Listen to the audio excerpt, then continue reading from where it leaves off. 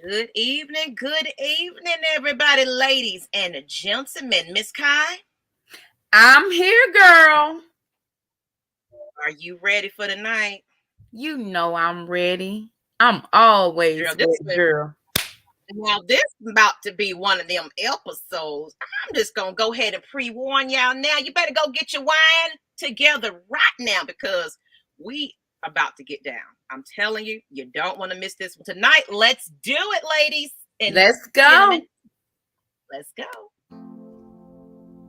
You are now tuned in to Champagne Confessions. You already know what that means. Tell all your people that this is the place to be. Thursday nights, 8 p.m. Eastern. Champagne Confessions is the podcast that will motivate you to become the best version of you. So why not have a sip with the ladies tonight? Because we are about to talk our ish. Let's get it, guys.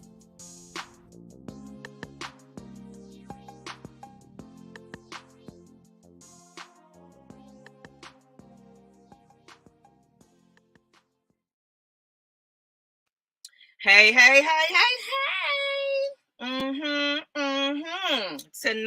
Tonight, because y'all already know what tonight is on this official celebration day. So we had to just do it a little bit differently for the ones that like to, get down, what I mean. So, had my drink, I'm participating a little bit later in my festivities, but why not have on the 20 glasses for the show? Just a little bit. How's everybody doing? I already see y'all in the chat. I appreciate y'all. Good evening, ladies. Andrew, we see you. I know. 20 piece. Oliver. Right. Oliver, Marius, ready. I know y'all ready. Y'all Marius. Hey, Andrew. Hey, everybody. Hey. Hopefully my internet behaved tonight. ATL Leo, what's going on? Go ahead and share this out. It's just me and Miss Kai tonight. What's Kiki? She's not feeling too well, but we're gonna wish her all the best and prayers while she's, getting herself together. But the show has to begin. So of course, all we always do is start it off with a little bit of motivation. And please put in the chat how you're enjoying your 420 festivities. I would love to hear how y'all enjoying y'all day. For the regular people that do it, it's probably just a regular day for you. It was like nothing's different. Nothing's different, just a day. Oh yeah, that show must go on. Absolutely. So what we're talking about tonight, we definitely want to bring in some little bit of, I didn't even put the motivation thing in there, girl. Oh, you got to put that picture up. Let me put the picture up. I didn't even have it up there and ready to go. Y'all know it's 420. Can't get stuff together. Let me get this together. Hold on. Because it's a good one. And I really want y'all to hear it. So, but tell us, while I'm putting this in the chat, Miss Kyle, who else got some comments in the chat? Let me go ahead and put Look at Jamarius. Oh, my goodness. He says, oh, wait. Hold on. Look at this one right here from Oliver. Love the shirts. MTV. Is it me? Or is it you breaking up? Because it might be you breaking up. So I'm going to come in. It's me. I can hear you fine. Okay. I don't know. Audience, let me know. Was her stuff breaking up or was it me? Yeah, let us know who's breaking up. Help us out. This internet, we trying to. MTV full in effect. Oh yeah, we some old school babies. So this is the original. This is when it was music entertainment. Now it's reality shows. Exactly. You see that? Okay then, girl. I love it. So I'm gonna go ahead and put this quote up in a minute. But I appreciate y'all tuning in today. Definitely. Here it goes. I'm posting it now. They said audio was good. Okay, thank you. So, like we said, we started off with a little bit of motivational boost. I'm letting that load right now, and it is. Appreciate y'all patience with us this afternoon. But the motivation is be there for others, but never leave yourself behind. I like that comment. I mean, I like that because, you know, we do tend to see about others, and including our children, our families, our friends, parents, but we always find ourselves losing ourselves in the midst of that, because we want to be there for everybody and do everything for everyone. Mm-hmm. But do we take a step back and take that mental health day? Sometimes you got to pull all the way back, shut everybody off, close your door, dim them lights, and just get some inner peace. Even if it's just 15 minutes in your day, you got to set aside a time. If you got a busy schedule and you really just can't take that, please find some type of way to do that at least once a day. Mm-hmm. Any time of your day. That mama that's on the go like she is, Miss Kai, she be getting it. What you think about that? Girl, let me tell you something. Yeah. A lot of times, we're helping other people. We're giving them advice on how to take care of themselves. And what you said, you got to step back, you got to do this and do that. But we're not taking our own advice. I mean, you said it. You hit it on the nail. And I think it's because a lot of times, and rightfully so, we're being selfless. You know what I mean? Because we're ripping and running for other people. We're doing for other people and we're making sacrifices. But at the same time, if we don't take care of ourselves, we're no good for other people. Most importantly, our children.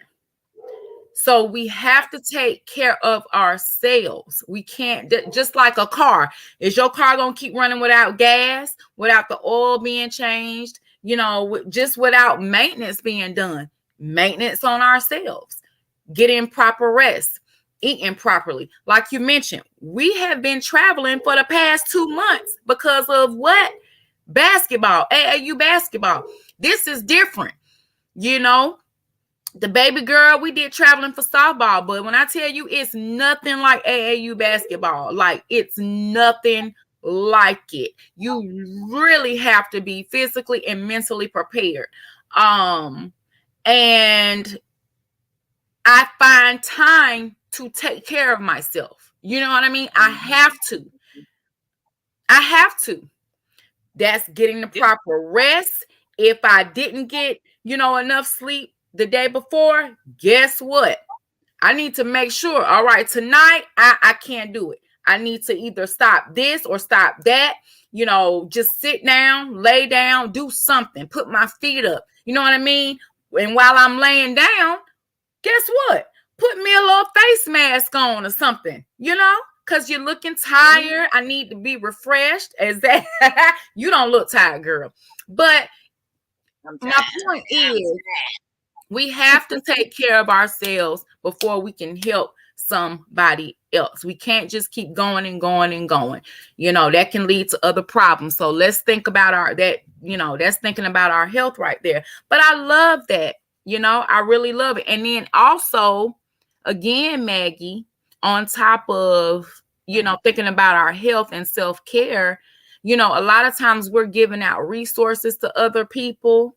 Oh, you can talk to this person, or, you can use this, but we're not using our own resources either. Mm-hmm. So I'm running into that. So, it can go both ways. So, we could do better. We can do better as a whole, Not like what Oliver said, worrying about someone else so much. It can be a lot. And what Jamarius said earlier, he was saying it can't be good for your health, always trying to please somebody else, because now then you have to think about yourself. Like, you do put yourself on the back burner when it comes to helping other people be better for themselves. Exactly. What about yourself? Exactly. Mm-hmm. So, good motivation. I'm glad y'all like that quote, but I hope my audio is still good, because you good to my phone in a moment. Okay. So we definitely want to talk about, if y'all don't know, we are Champagne Confessions. If you're new to the channel, please hit that subscribe button. We appreciate you each and every week that you tune in to us. Yeah, we got to get into my topic. Oh, honey, it's time to get it in. Ooh, woo! Let me put this picture up because, girl.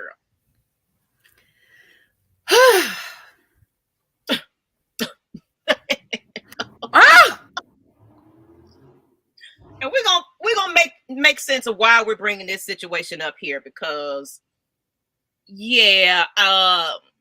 Father of the Year, impregnating the whole entire universe, with his super sperm he calls himself having, and then the women that are willingly allowing this to happen,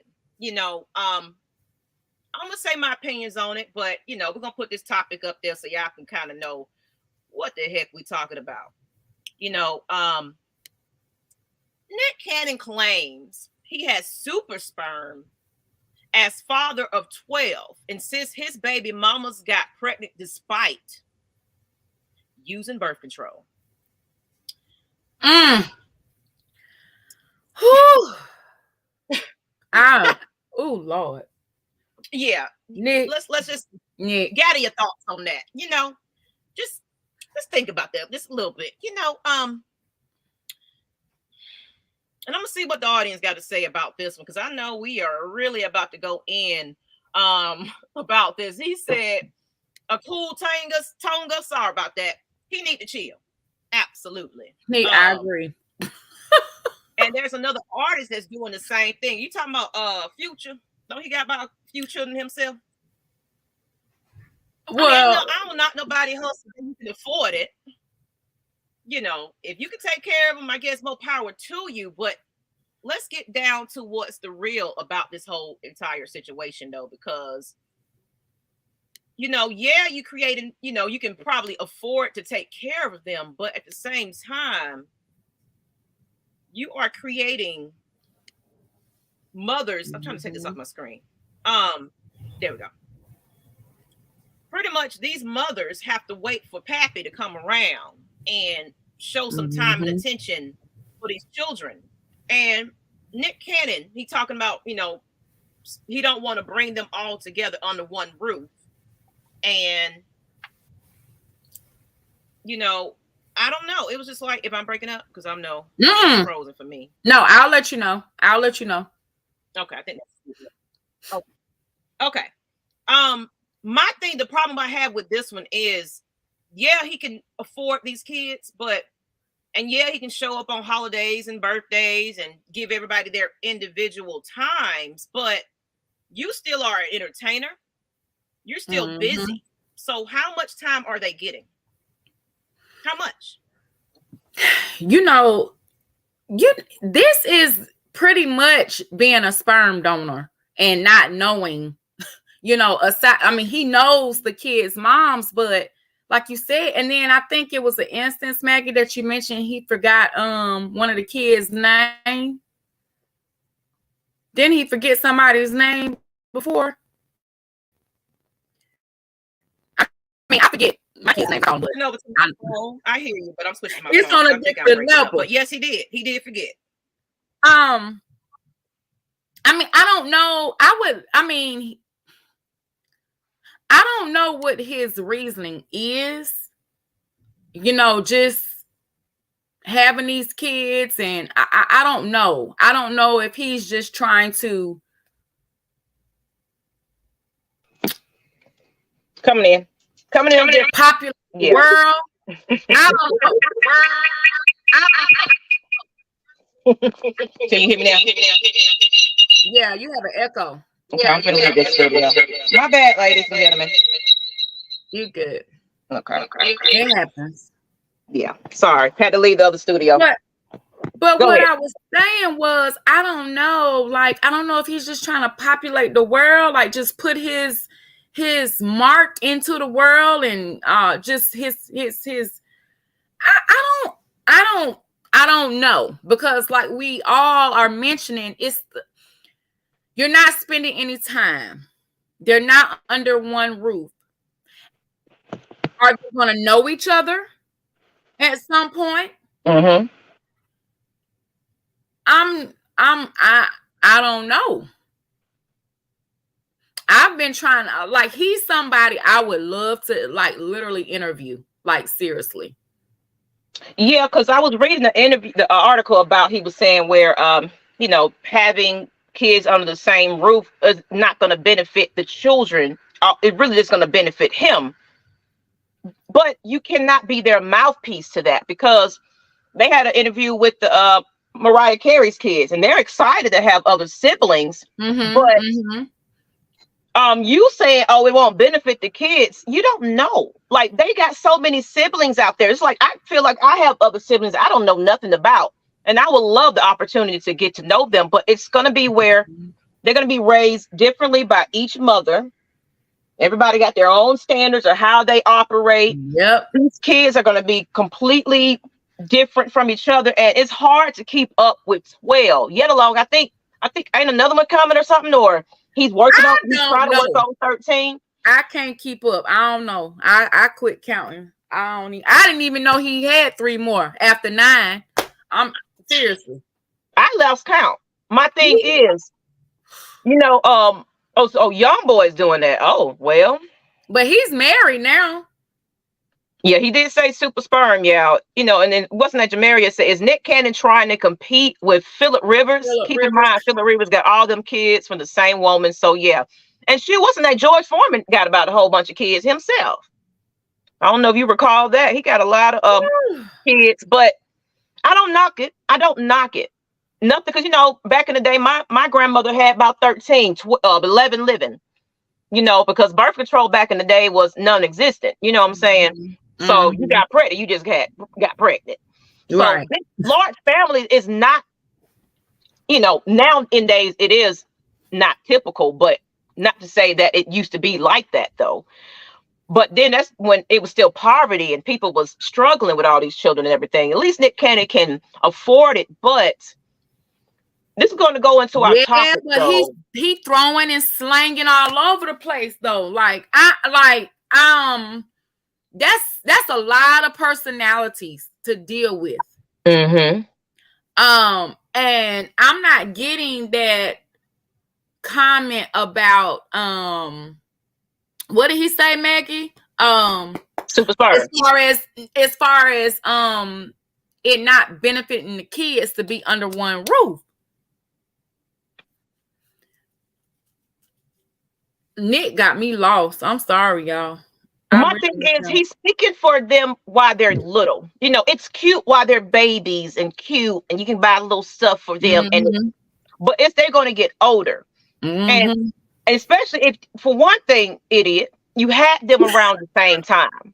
So you're going to have graduations around the same time. You're going to have award ceremonies. You're going to have soccer ball games. You're going to have football games. You're going to have tap dance.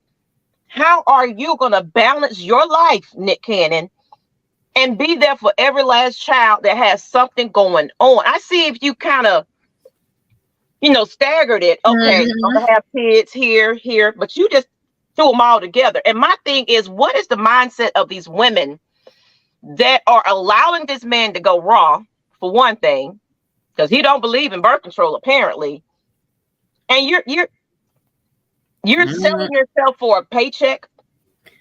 That's what it comes down to, it, because he's gonna take care of them kids. Is that what your worth is at this point? And guess what? Not to mention when the kids grow up. What if they grow up, honey? And I'm telling you, I've seen it. I have seen it. You're gonna grow up and cuss your butt out, because a lot of them talk about, well, yeah, he did this, he threw that money, but where was the time being spent? That's what I hear about, the time that you spend with me. You know what I mean?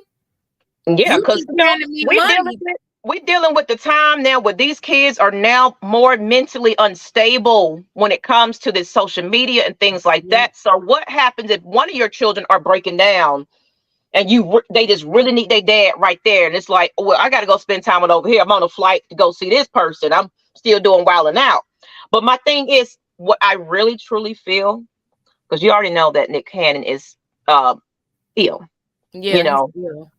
So I feel like he's trying to make sure that one of his children will be one of his donators in the future. I mean, that's just me personally.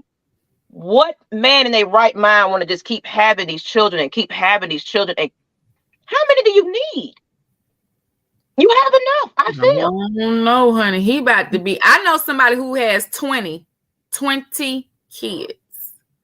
And he has, is it two sets of twins or 3?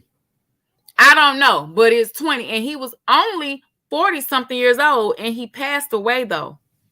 I think he was like 45. That's too young. 20 kids. And do these women get along with each other though? You know, is this a sister wives type of situation? You know, living in separate homes, away from the daddy in the house. I'm not gonna lie. I would want to be a fly on the wall. I do, because that's the only way I'm gonna get some answers. Yeah, because the last baby mama, he forgot the baby name. So it's like, yeah, you're doing a little too much to be forgetting who the hell you don't have. You don't got, you know. I mean, come on, Nick Cannon. But the reason why we're bringing this up, because sometimes we can be a little too busy. Yeah, you can afford them. Yeah, you can take care of them and everything else. But sometimes some of these kids will need that person in their lives on a daily. And it affects them, you know, a lot, because it's like, well, Dad, I really can't reach out to you when the time gets really, really rough, because you just can't hop on the plane and see me just like that, because you got everybody else you got to deal with at the same time, along with what you got going on. So I want to talk about why we're bringing this topic up, because, you know, if you don't know, now you know. We definitely want to talk about absent parents.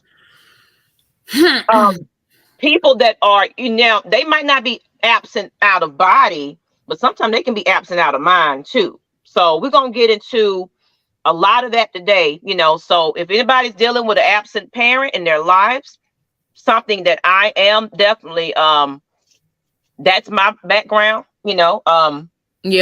We're going to definitely get into it. I went through it. So this is a personal one for me, because I had to grow up with somebody that was raising me that wasn't biologically mine, even though he stepped in and was a father to us. And that is my father. You know, that's dad. I don't care what nobody else will say. That is my dad, because he was there when we was crawling to this day. Now that's your daddy. That's my daddy. Now my sperm donor, nowhere to be found, AWOL somewhere. From what I'm hearing, he's bipolar. You know, he always did a life of drugs and things like that. And he tried to come in our life when I was pregnant with my first child. And, you know, he sent little letters, but at the same time, he tried to bash my mother and stuff like that. But it's like, but she created a life for us to live, you know. We never had to want for anything. It was one point back when we were staying off of MLK. We did kind of live through a rough path, you know, because my mother had some bad surgery where she ended up not working for a while, because it was a 2-parent household, both working. When it came down to one income, that's when we started to struggle. We had to lose our big house that we was in, and we ended up having to go into a little small apartment off of MLK Junior Drive. Over there by Fulton Industrial, you know, everybody, Bankhead, all them areas right there. So I grew up on the west side of Atlanta, you know, so I know what poverty is, definitely. But my stepfather was like, we're not going to live like this forever. And he sure did move us up out of there, you know. So people always forget where they're coming from. You got to always be thankful how you came up and how you was out of that situation. Some people kind of stick in their ways, but I'm just saying this, you know, it's so common nowadays that these parents, they just lose their responsibility, don't care what's going on. They lay in their head just peacefully, no problems. But when you're absent, it affects the child. So let's go into our first topic. What are the effects of having absent parents? And I know y'all finna get in these comments and talk about what you feel and everything else. You said family reunion kind of crazy. We still talking about, it's gonna get deep. trust and believe, cool. It's about to get deep because it needs to be talked about. And then we're not targeting just one sex. Yeah. Now, this can be anybody, okay? Trust and believe. So let me put up this quote real quick. And I want y'all to just, let's get real. And then we might just open it up, depending on how we feel a little bit. We might open it up for some guests and everything. Get your audio right. If you're at work, don't come on here, you know. Right. And be trying to sneak and talk low. But just look at that, man. This affects these babies. I don't care what you say, how you say it. I don't care if you're mad at that person. But what you do affects them, you know? So let's ponder on that with these quotes and everything. Now, you got to read that because my little live thing not showing me. Can you see that? I sure can. All right. So it says being raised by an emotionally unavailable parent or guardian can lead to a life of unstable friendships, strings of failed relationships, emotional neediness, and inability to self-regulate, provide for yourself, and identify confusion. That's a little typo, but it's supposed to say and identify confusion. But it says identity confusion. But okay. Oh Lord. Well, maybe no. Actually, it might be identity confusion though. Oh, it might be. I've never heard that term. Just that. But because you know, some people do fight with their identity sometimes. They don't know. Okay. Maggie, don't try to get on here and correct me and confuse me and embarrass me like that. But yeah, that's what they say.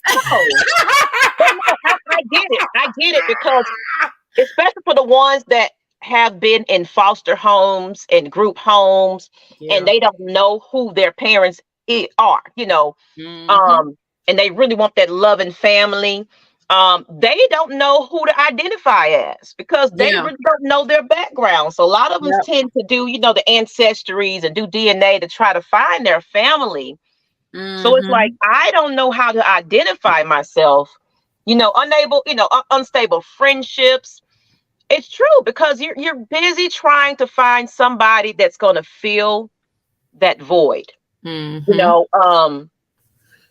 So what do you feel about that, Kiki? I mean, Kai, my bad. Well, about Kiki. I'm going to tell you, like, you know, like you mentioned, gave a little bit about your background. And for me,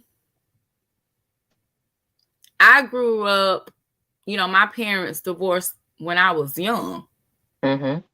So that was a big change because me being a daddy's girl, it felt like my life, well, it was altered. You know what I mean? And it was like, I didn't ask for this. That was y'all. And look, you know, so with going through that, like he was absent, but he was around, but it was still certain things. Makes a lot of sense to me. He's around, but he's really absent. You know, right. I get you. I get what you're saying there. And I believe, well, as an adult, I can understand a little bit more now. That he was, you know, going through things or whatever. However, the actions that he took left me acting out. I felt like no one understood me. I was depressed. I didn't have, like, I had friends and everything. You know what I mean? I wasn't socially awkward or anything like that. It just made me become like, have this wall built up to protect myself because I felt like I didn't want to be hurt.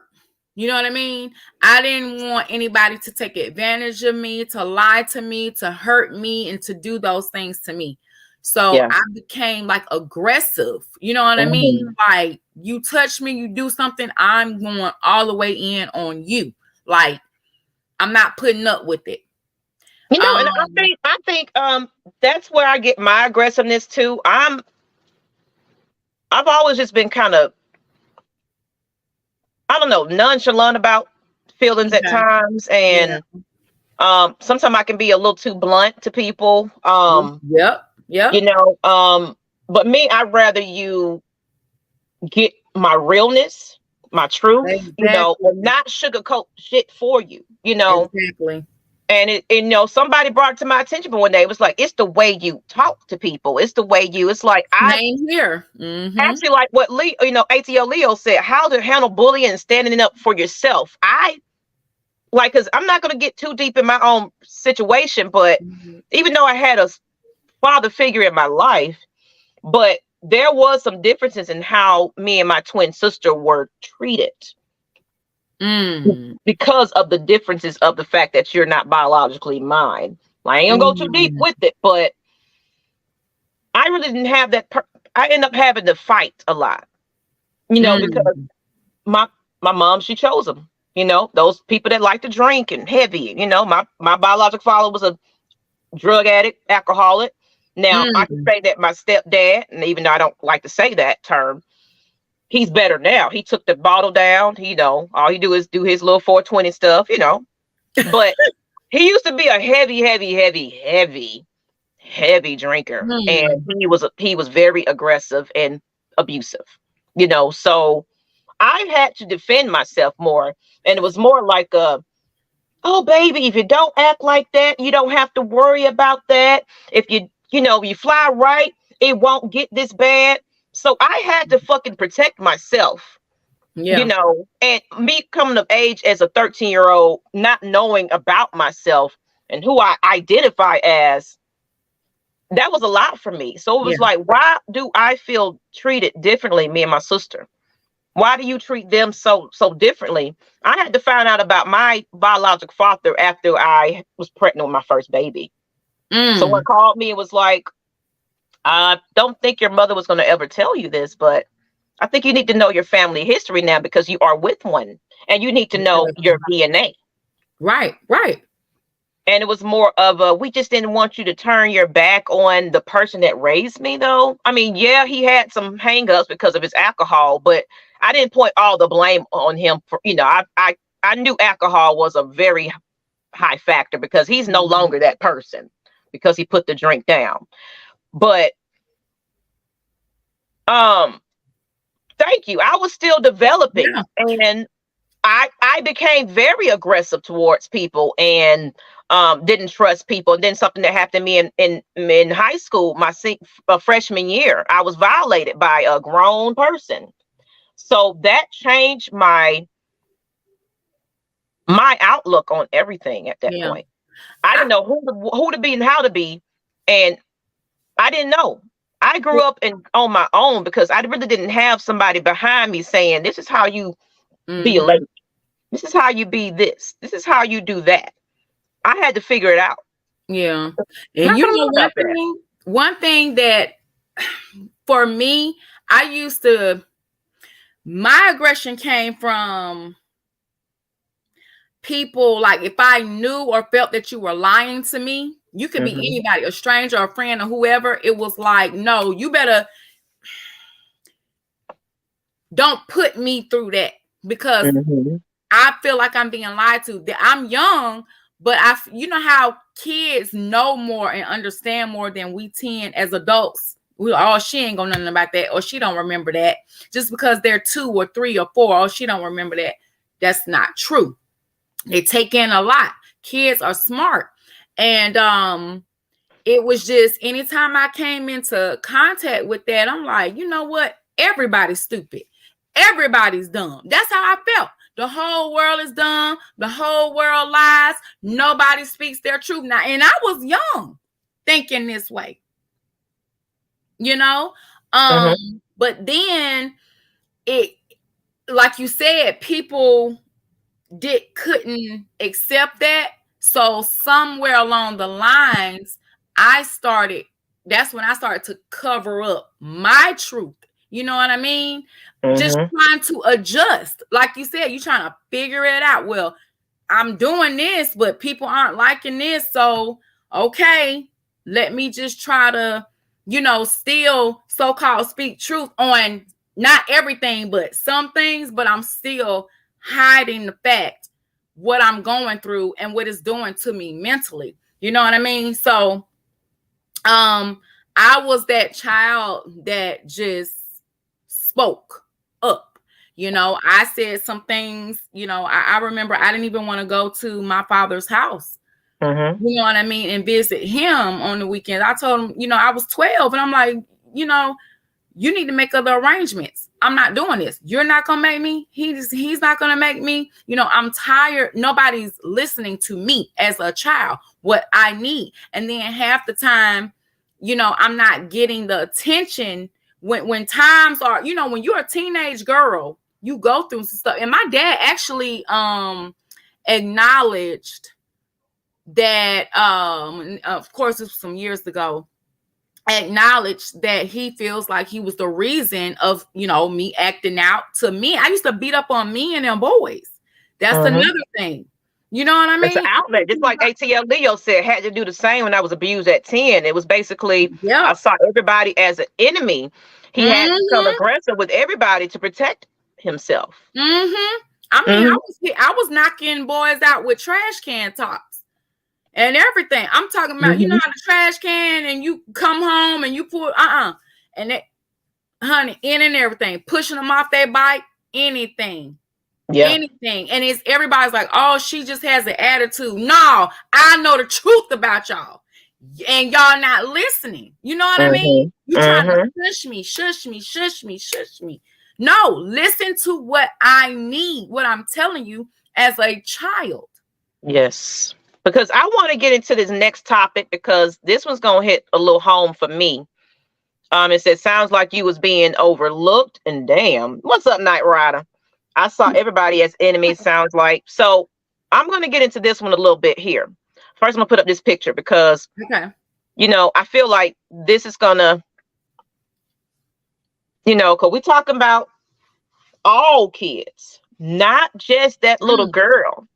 We're talking about the young man that needs that person in their life to raise him up on how to be a man. Women, we can do everything we can possibly do. And there was a post that kind of got under my skin, though. It was basically like kids need a man in their life. A mama can be all good all she want to. And yes, that's true. But when somebody is not willing to be in that child's life, what else do you have? What choice do you have? You got to raise that young man the best you damn can. And it was basically like making up excuses about pointing fingers at everybody. At the end of the day, it affects that little one. I don't care who is in the wrong. Like, we're not over here trying to point out, but this one is a little bit more higher in numbers as far as, this one happens quite often, but a lot of time it happens because it is a domino effect. It started from how they was raised. They seen it. It passes it on down to that child, that boy. Then that boy turns around and neglects his son, and his son neglects his son. That's what they know. That's what they know. They're working with what they have been taught. So how does a father's absence affect a child? I want to know, and if you guys are actually interested, leaving some feedback, we might open it up just a little bit, around this subject. But I want to put this little comment up, thanks to Miss Kiki for providing us with all this lovely, lovely pictures and quotes and everything. But how does it affect that child, though? As supported by data below, well, you really can't see it. Children from fatherless homes are more likely to be poor, become involved in drug and alcohol abuse, drop out of school, and suffer from health and emotional problems. Boys, let me get this banner off, are more likely to be involved in crimes, and girls are more likely to become pregnant as teens. What you think about that scenario? Well, I did become pregnant as a teen. Was looking for love.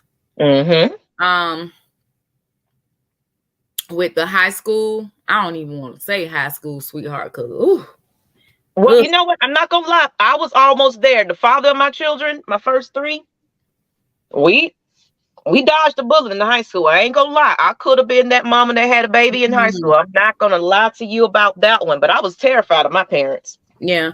And I mean, and I graduated high school on time, like nothing changed, you know. But I was looking for love, you know, and that attention that I needed. Back to what I was saying about what my father had stated. But I didn't really, I was too hard. You know what I mean?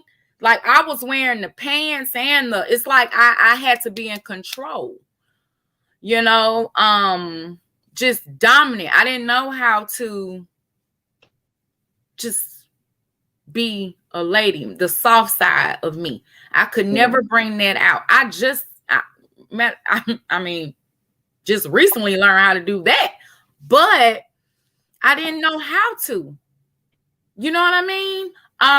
And then on top of that, you know, again, daddies with the girls, they don't know how to accept love from a man or even pick the right man, or, you know, it's just the relationships, because they're trying to, and a lot of times they may be trying to find like their father figure, you know, in their better half. And that was me. I'm not gonna lie. When that incident happened to me with that grown man, my freshman year, man, at that point, I felt that was my innocence taken away. I became a little promiscuous, and I was all over the place doing everything, skipping school. I didn't have any more worth in me anymore, because I felt like that precious gift was robbed of me at that point. And I started developing relationships with men.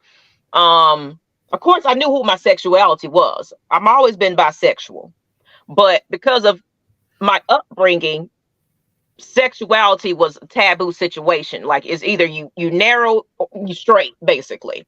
So I had to hide behind a persona of myself. But of course I chased after men because that's what was accepted in my family. And I was looking for that father figure in these men. I was looking for that companion that can, you know, make me feel better, make me feel whole. But at the same time, I wasn't my true self either. I was lost. I deal with anxiety and depression and everything else because I was struggling with my own identity at some point. And, you know, so I was looking for that man in that man I was with. But, you know, when they instantly let me down, it brought me all the way down. I'm like, and I quote this a lot. What Will Smith has said, it was like, you cannot expect somebody else to make you happy. You pretty much got to make yourself happy. Yeah, it starts within you. It falls within you. We're so busy pointing the finger at somebody and please fix me, heal me. You can't. When I finally started soul searching, you know, I do my beads, I do my chakras, I had to spiritually find myself. And then I had to let some things go to the point I realized, you know what? I don't need nobody to be whole. Right. And see, another thing with that, with an absent parent, because it can go both ways. Like you see, dropping out of school, drugs, doing this, blaming everybody. And some people use it as motivation. You know what? No. Yeah, my dad or mom wasn't there, but I'm not going to let that stop me from doing what I need to do in life to be successful. Everybody doesn't think that way, even though that's important. And that's the route, the better route to choose. But people, and I stated this, and, you know, not to sound, you know, like I don't have sympathy. Of course I do. You know, I went through my own things, but at some point, You have to say, am I going to sit and dwell on this and let this continue to ruin my life? Or do I pick up what's inside of me, lift it up, carry myself down on my path, keep moving forward, keep pushing, and do what I need to do for myself? Because at the end of the day, it starts with me. Absolutely. You know what I mean? How do you feel about this, Kai? Would you like to invite some guests on to see how? I know this is a deep topic, but how do you feel about having a couple of guests on? Oh, I would love it. Okay. You know, because we getting ready to get into the next topic. Let me see what we got coming up. You know, so because this topic is deep, and I feel like we got a lot of males in this chat. So, you know, I want to know, you know, we can continue on this having a lack of father, you know, but we can keep it at parents at the same time. Let's keep it at parents. Yeah. You know, it can be mamas too. Yeah. And a lot of times, like I said, it might not be mama's not in the household, but she is emotionally unavailable for you. So we're gonna put this in the chat, people. I'm gonna let you know if your audio is bad. But please come join us. Definitely. I will look forward to hearing some of everybody in the chat. If you are willing, let me put this in here. I know somebody. Come on, somebody. Said ATL Leo. ATL Leo, hop on. We are interested in hearing what you got to say, people, because I really want to know what everybody has to say. And don't be shy. And of course, you don't have to come on camera, but I would love to see you at least, you know, because this is a family here. And you can go by, you know, a name that you don't want nobody to know you. You know, if you try to be anonymous, it's okay. It's okay.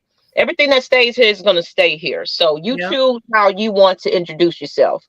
But I want to hear what everybody got to say about, you know, not having that. And I like what ATL Leo said. I would have been in the streets myself, but didn't open to nobody and just push everybody away, and always knew people were snakes in sheep's clothing. Absolutely. That's one thing I have to work on, is that trust. That's why I don't have a whole heap of friends now. I used to trust on people and try to be amongst the crowd and fit in with this person and fit in with that person. They talking about you. That's what I'm saying. Yep.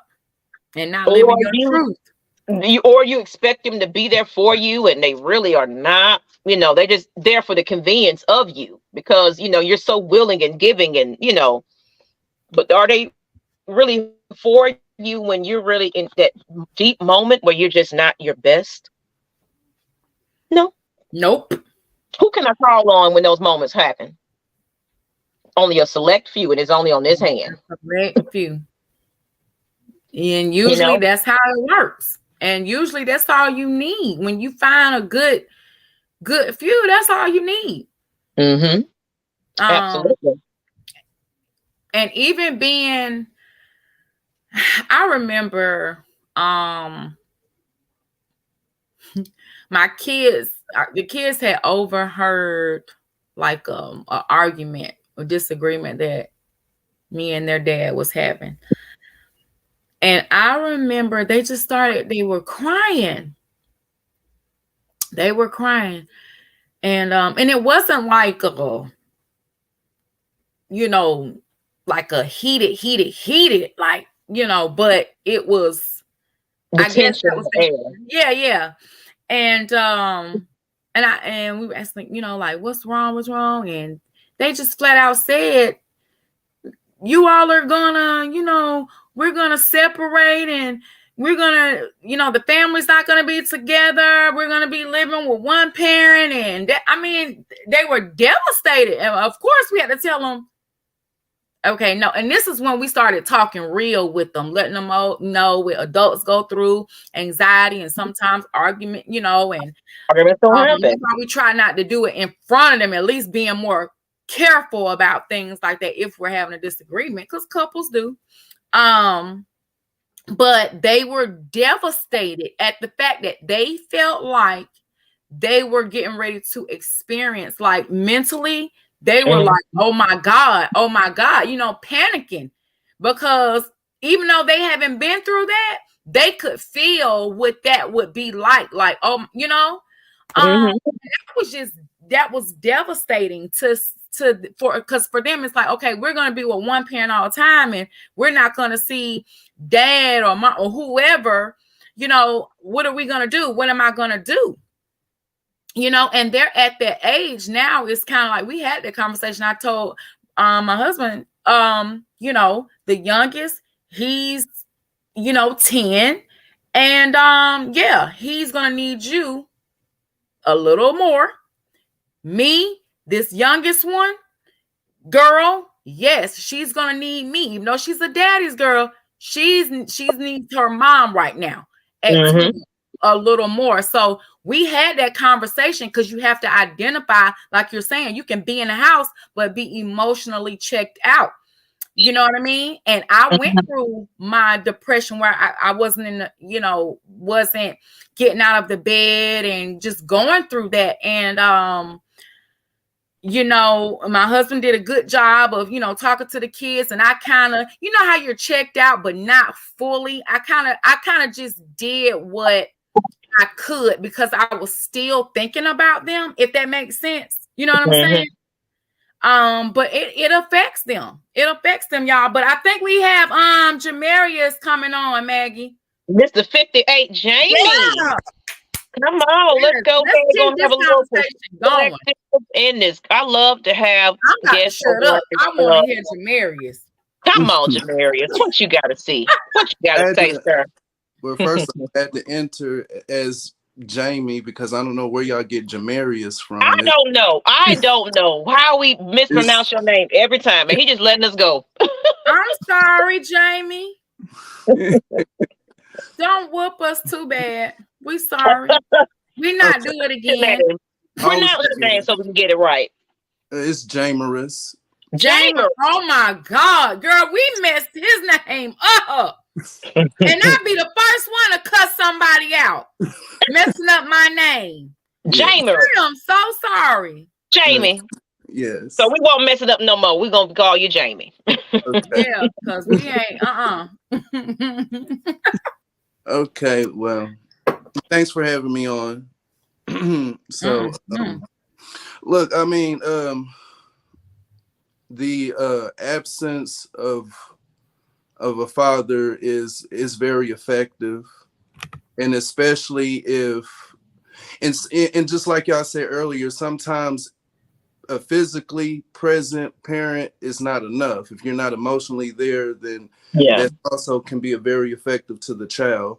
I've known plenty of households where the child don't respect the father because he's not emotionally there. He's too busy doing him. So, and that's more than one father. That, I mean, you're the biological father, but you're not being a father. If you right, know where I'm coming from. I mean, you know what? I'm gonna add on to that situation because I'm living that right about now. I'm in a battle of a divorce, and the only thing I would ask of my husband, I don't care about what we got going on. To me, I felt like now that I'm seeing it, you was only around when we were together. But now, when it comes down to reaching out to your own, because the slick thing that he would try to do is hit me up, how she's doing. You know where she's at. You know how to reach her. No, check on her yourself. So I kind of slick ask my child sometime, when was the last time you heard from your father? My child told me May of last year. Huh?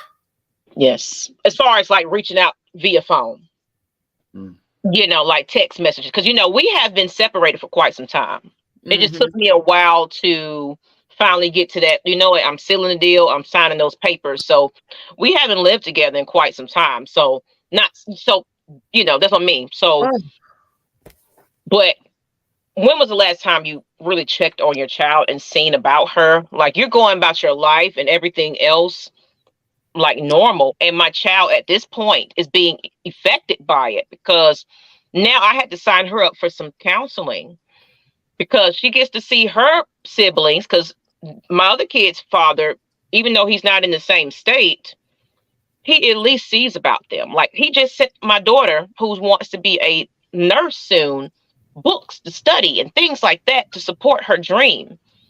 And that lit up her face, and she needed that little boost, because she was stressed about these tests coming up for these kids coming up, the milestone. She was stressing all our kids are testing right now. Yep. Yeah. So that brightened up her day. And then when he comes in town and comes get them, sometimes he'll invite my daughter. But when they do like the family reunions and things like that, she's left out of that. And she's like, her head is, God, so I have to try to, make up for that. It was like, you got me though. I'm here, but this is as much as I can do for her. I'm here, but seeing her siblings interact with their father, and she doesn't have that for herself. She's going through her own identity crisis now. She wants that social pureness, because she's homeschooled and everything. So she has that social awkwardness for herself now. She's developing into something, and she doesn't know who she is at this point. And it's like, I have to be mama and daddy here, and that's hard to do. That's hard to do. It is. So she's not having that active male role in her life. Like she has my uncle, my brother. She has my brother, and she has her stepfather. Stepdaddy, granddaddy. That's her daddy. Granddaddy. So no, she has male influences in her life, but she know. So it's not like she doesn't have men around her, but she wants her dad. She wants her dad. She wants that relationship with her grandmother and her dad, and they have abandoned her. I'm sorry to say, because of how you feel about me, or whatever narrative you have of me. At the end of the day, I'm raising these children. I'm getting up stressing. I'm making sure they're okay. I'm making sure clothes are on their backs, food is in their mouths, lights is on. You can't say nothing else about me, because I'm raising these children. And see, just listening to you personally, that's making me humble myself even more. Like, seriously, because we complain, and you don't know what the next person is going through. You know what I mean? Mm-hmm. I'm just telling you straight up, because if I had to, I'm sure where there's a will, there's a way. You know what I mean? But just thinking about that, me being in your position, I'm just stressed out. I'm tired. Just even thinking, I don't know how I could. You know what I mean? Because you and I have the same amount we got a lot of kids. We don't have the luxury to just sit there, because like you said, Kai, you was in the bed. You didn't know. You didn't want to get up. I got to that point. I got to that point, and you know it. I got to a very depressive point, but at the same time, I still had to pick myself up, because who else is going to do it? Who else? And as far as, did he at least call her for a birthday? I guess her birthday's coming up in September. We'll see. But what Wolf said, it's harder when the mother is absent too. Absolutely, though. And people don't think that males need their mother's love also, because their persona is, you got to be tough and rough, and you can't hide all those feelings, suppress all of that. You're supposed to be hard all the time, but sometimes men just want that love from their mama too. Give me a hug. I'm acting out and being rough like this because guess what? Something is also wrong with me. Yeah. It gets real. And y'all are more than welcome to come on and join. So, Jamie. Yes. We're gonna keep it at Jamie. Tell us, how do you feel? Did you have both of your mother and father in your life? I'm still in contact with both of them. Yes, they. Okay. But if it makes sense, I know their existence. They're in my life, but they weren't together. We wasn't all in one household. If that makes sense. Okay. Mm-hmm. Okay. So the majority of me being under my father, I was in Georgia, and when I was under my mother, I was in Indiana.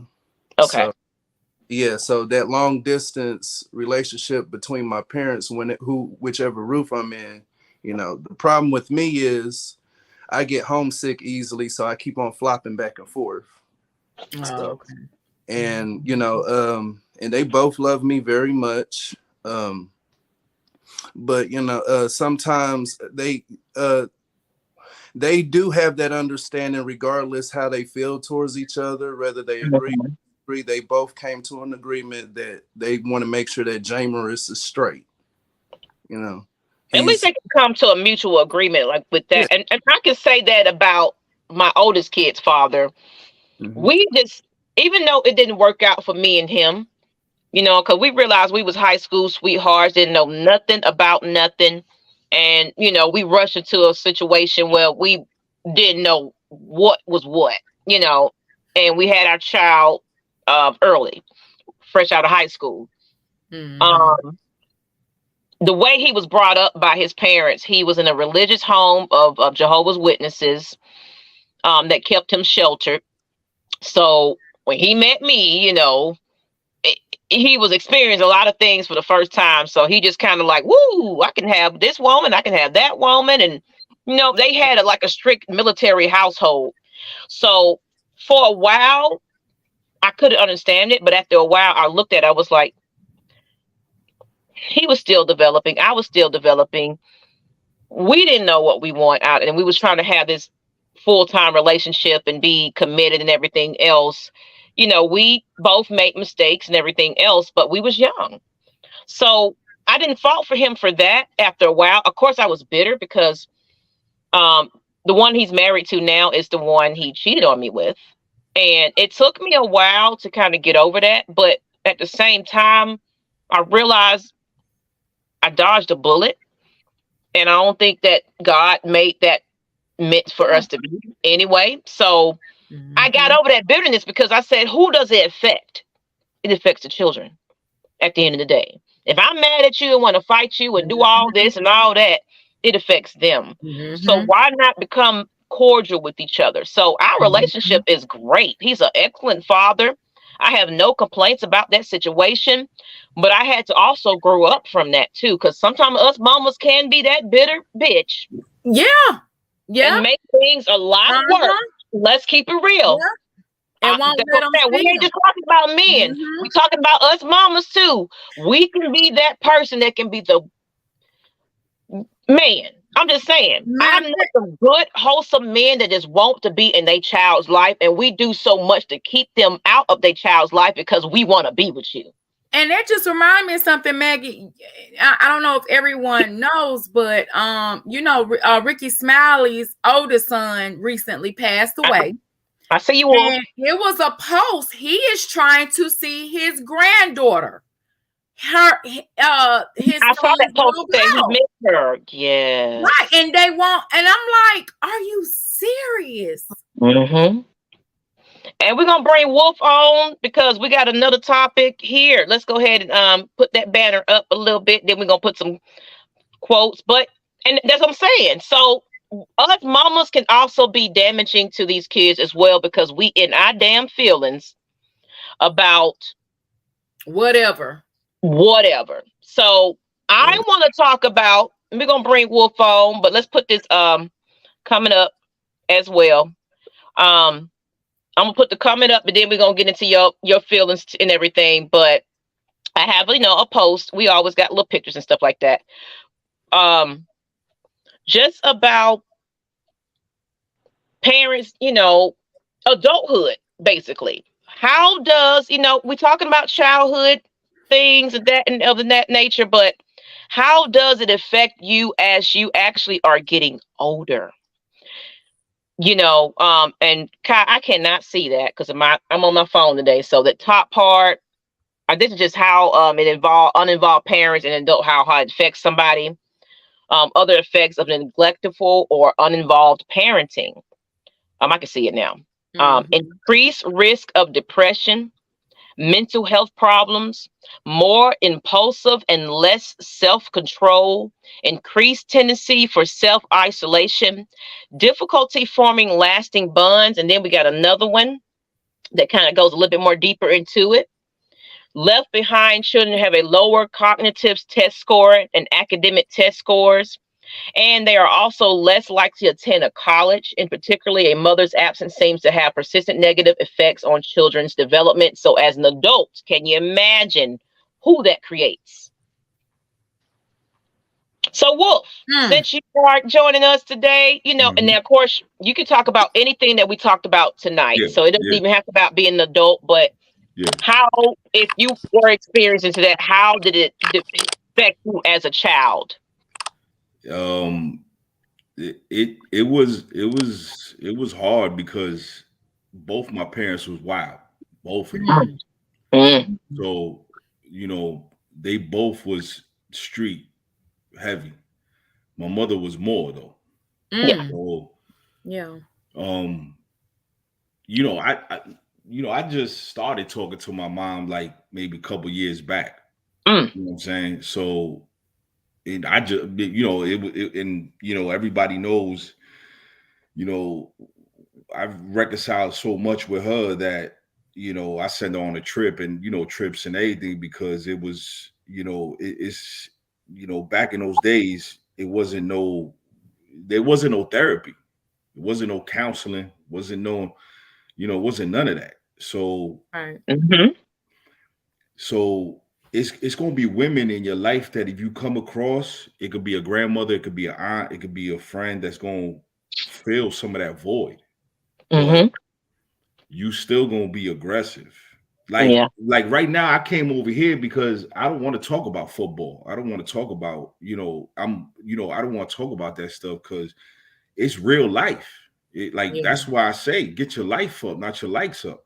We do it. I love AFN. I love Georgia Sports Nation and everything else, but I like to talk about realness too. I like to get real and deep sometimes because we can play and then of course you got to look at it. These people sometimes act out the way they do behind a keyboard because they're angry. They're missing that parent. They're aggressive for a reason. They got something mentally going on with them because it starts from home first. It does. And, that's look, and I'm a full-time dad. I never missed a day. Never missed a day. With my 20-year-old about to be 23 and I got a 6, I never missed a day. Never missed nothing. But you still don't got enough time to catch everything. You see what I'm saying? You don't have enough time to catch everything because if you spending 40 hours a week on work and you doing the math on sleeping and then you doing the math on whatever it is that you like, you might be spending a couple hours with your kids. You know what I mean? You absolutely right. Especially this day and age in this economy right about now. Folks having 2 or 3 jobs at this point. So, because look, it's certain sayings, right? They say that, like, they say you born alone, die alone. That's not true. When you born, your mother there. And when you die, if you was a good person, when you die, somebody's there with you. You see what I'm saying? So, some of the stuff that people be saying, I be like, okay, yeah, but, still, it's my experiences have been able to say, okay, listen, like, just because moms wasn't there, just because pops was maybe running around and you had to stay with grandma or, whoever at that time, all right, cool, but you got to get over that. You can't, like, you have to get over certain stuff that happens, except for, I guess, certain crimes, like I would say, like rape victims or kids that got affected by being touched when they was little, molested and stuff like that, because that changes your mentally forever. Oh yeah. And it did. It does. It did. I was raped. That's why I was saying I was violated. I was raped in my freshman year. That shit, you know, and that changed my outlook of how my relationship went. You know, my trust for people. Who I clung to, the wrong crowd. When I had my own little place, and me and my, first baby father, we decided we weren't gonna be together. I just didn't know who I was and how I was, and I actually started a life of drugs. I did. I started drinking real heavy, like drinking to the point where I blacked out. I was popping this and pills, and my cousin looked at me one time because we had like a little house party, and of course I was just fucked up that day. Right. And he looked at me, he was like, "Cousin, you high?" And the way he said it, because of course I knew he get down, but he was like, "You are my baby cousin, right? My baby girl. You're high? Yeah. You okay?" And I still remember that the way he was looking at me, and I was like, "Oh, maybe I need to get straight. If my own cousin is saying that, it's like maybe I need to reevaluate who my friends are and who I hang with." And I'm gonna tell you something. Everybody out there in the chat and everybody who's gonna watch this on replay. If you get 3 meals in a cot, you better take a look at that. You better take a look at what the type of 3 meals you're gonna get. Because in there, it also changes you. So all this gangster that you thinking and whatever the case may be, let me tell you something. Every single gangster that you think about in history, whether it's an Italian gangster, whether it's a Spanish gangster, whether it's a black gangster, Asian gangster, they'll spread their ass cheeks. Every single one of them. Every single one. So, like Maggie said before, all that tough you want to play 24/7, go ahead. Because when somebody telling you, Mr. Whatever, bend over, spread your cheeks, you ain't gangster there, buddy. Yeah. And that's the life they like to live, and then they get in that facility, and it's like, especially the ones that can't get out of there. And it's sad when it's to the point where you was just the bystander in that situation. You weren't even doing the crime, but guess what? Now the charges are also placed on you because you was somewhere being dumb with the wrong people.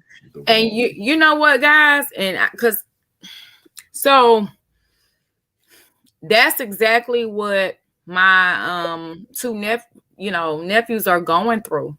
They want to go out on robbery, hitting folks up with guns, doing all this, and now teenagers, and now they may have to do it, sometime, or and that was hard. That was just something. You don't want to look on the news. You look on the news and see people you don't know them, but when you know look on the news and you like, what the hell? And where's the father? And it's because and again, they didn't have to make those choices. But it starts at home, creating that foundation for them. You know what I mean? So then you can't say, "No, don't blame that on me. That was on you. I raised you. I tried to give you stability, tried to teach you. Your butt didn't come with no handbook either. I tried my very best. I laid this safe foundation for you so you can go out and be who you want to be and be successful." But I'm gonna tell you firsthand that was not at play. Yeah, because they don't do the consequential thinking. Consequential thinking. You don't do that when you're 20. Yeah. You don't think about the consequences when you're doing something. You don't think about it. You think it's all play. Now, when you get inside of there, and you see a older guy that's been down for 20, 30 years, it ain't no playtime. It ain't no playtime. Okay? Now, I'm proud to say that none of my sons, they don't even, if you was to talk to both of my sons, they don't even sound like me. They don't even sound like how I talk. They don't even sound like that. I don't sound like my dad neither. Yeah, they be like, Dad, you too hood. You know, they not like that. And if sometimes if I tell a story, they don't even believe me. Let me ask you, because you said both of your parents really wasn't heavy in your life like that. Was it just from experience that taught you to raise your children the way you didn't want, it to be for what you experienced, or was it somebody influence in your life that helped you mold you into who you are as a father? So my dad was always around, but if you say to grade him as far as dad, you know what I'm saying? Well, I would say he was more the fun parent, right? You'd be like, okay, yo, that's dad. He gonna drink, he gonna do whatever, but he always gonna come around. So, I said, okay, but like I said, it was always somebody there as far as a female that always was like, okay, this is the respect. So you have to understand, you have to learn manners, right? So if I come in, let's just say I'm talking, right? And you can ask Mike, Maggie, if I do something, I'm gonna ask first before I do it. Yeah. So manners. And I think a lot of people don't know what manners are. Manners is when you in somebody's house, hey, can I use the bathroom? Thank you. You know what I'm saying? You just don't get up and go to the bathroom. Hey, can I go to the bathroom? Hey, do you think I could do manners? And women taught me manners. What made me into what I am today is also you finding the right person that's going to love you. Yep. Right? So my wife loves the shit out of me, but she was brought up so differently. Okay. Her parents love, her parents are like what you would want as parents. They love me. And my personality is so loving because I was taught manners. And I was taught to respect women. I've never been in a situation where I've had to raise my hand to a woman or do anything to a woman, because a lot of these men out here, they're not as loyal as your dog. Let that sink in. A dog, you could kick him, beat him, whatever the case may be, he gonna come right back to you. He gonna come right back. And he gonna sit, and he gonna stay, and he gonna wait till you feed him and rub his belly. Some men, you can't even beat them down because they'll be disloyal like that. And loyalty is a big thing, and that's why I am the father of what I am, because my wife taught me loyalty. The women in my life have taught me how to be loyal. And that takes a man I say, man, I'm not the smartest. I'm not the smartest Atlanta Falcon fan. I'm not the smartest guy in the room, but guess what? My passion puts me to the front of any table. Any table. Absolutely. And even here in the chat, you know what? This is the type of stuff that needs to get 100 likes, 1,000 likes. But what they want is the love and hip hop shit. That's what they want. That's what they want. Yeah. They want that fake reality. Oh my God, you said something right there. Everybody living in a fairy tale, walking around and being unrealistic. This is not you. You hiding behind a character, but deep down you are just this fragile person that just needs some type of love and care. But because you getting that paycheck to act a fucking fool like you do, and you're not all about that. What you got to say about that, Jamie? I got a story to share with y'all. Like my years at Brookview Middle School, I got into a fight once every year, and only one time I had to serve discipline. But because all those other times I was practicing self-defense. Now my father taught me how to do it. He told me the ABC 1, 2, 3 method. You know, he gave me the complete instructions. So I was trying to defend. I was defending myself, and it was close to spring break. Dude was I was acting a fool. He made me look like I was the disruptive one. And it was a substitute teacher present. And then there were eyewitnesses, and there was said she didn't do anything. And yeah, he was hooping and hollering, but she wasn't doing anything. And dude made a move on me, and I reacted and just started wilding out. So what happened is we both our parents got called. And what happened is I took an early spring break, and then when I came back, he didn't. He had to serve his punishment. So it wasn't on my record, you know, for disciplinary action. So it's the thing.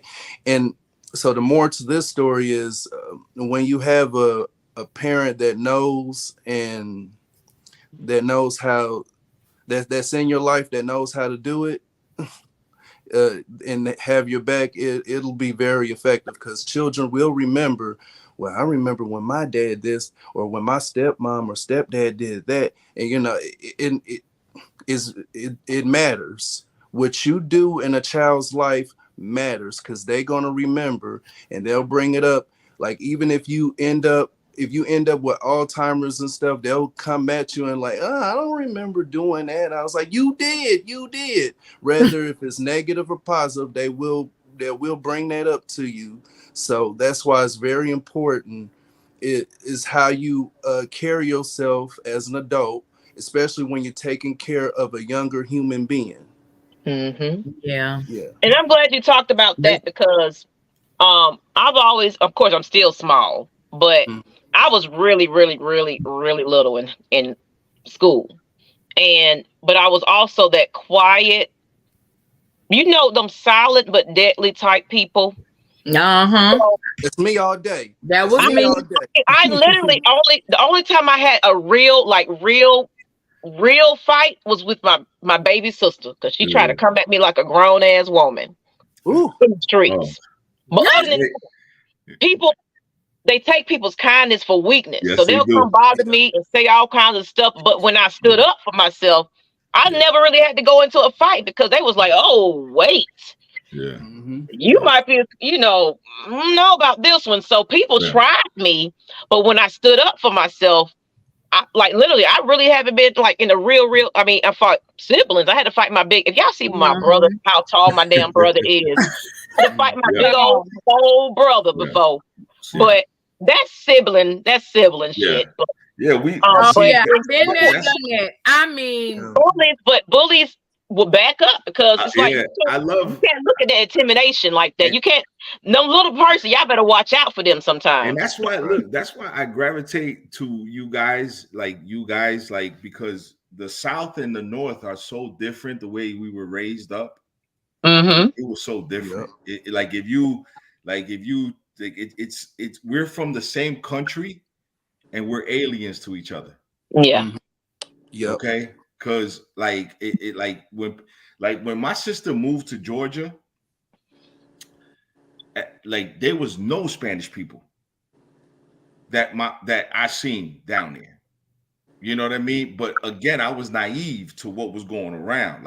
So I'm coming from up, and she coming from up north, down south, and my sister's been living in Georgia for more than 30 years now. She's been in Alpharetta for she's from here now. Yeah, she's been down there. So but again, when my dad being who he was in those days and not knowing, we was just raised different.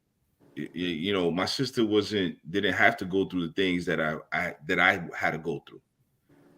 So for me to go to McDonald's, I got to fight.